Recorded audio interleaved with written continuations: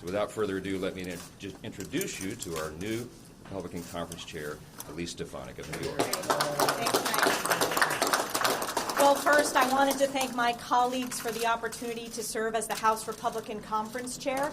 I have prioritized listening to all members of our Republican Conference, and my focus is on unity because that's what the American people and that's what our voters deserve. I also want to thank this leadership team. I look forward to working with them in partnership, shoulder to shoulder, to make sure that we are fighting on behalf of hardworking Americans. I also want to thank President Trump for his support.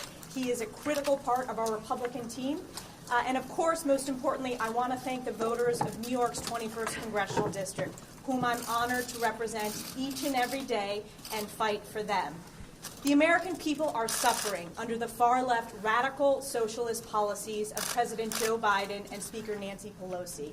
In just over 100 days, we have an economic crisis, we have a border crisis, and we have a national security crisis. The economic crisis, we see the worst jobs report in over 20 years.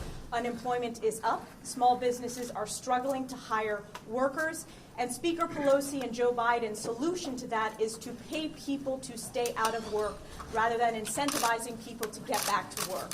As Republicans, we are fighting to reopen the economy, to create jobs. We are fighting against the trillions of dollars of tax increases and the trillions of dollars of reckless spending. The border crisis. This is not only a national security and homeland security crisis, this is a humanitarian crisis. We see historic concerning numbers when it comes to human trafficking on the border, when it comes to drug trafficking on the border.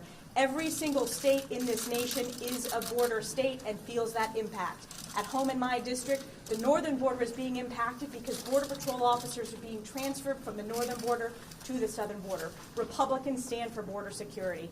And of course, the national security crisis. We are seeing our strongest ally, Israel, under attack. And we have seen Joe Biden and Nancy Pelosi not step up to stand by and support Israel and prioritize outreach to adversaries like China and Iran. So I'm very excited for this opportunity. We are unified, working as one team, and the American people know that the stakes are incredibly high. We are going to fight for them each and every day against the destructive, radical, far-left socialist agenda of President Joe Biden and Nancy Pelosi that's destroying America.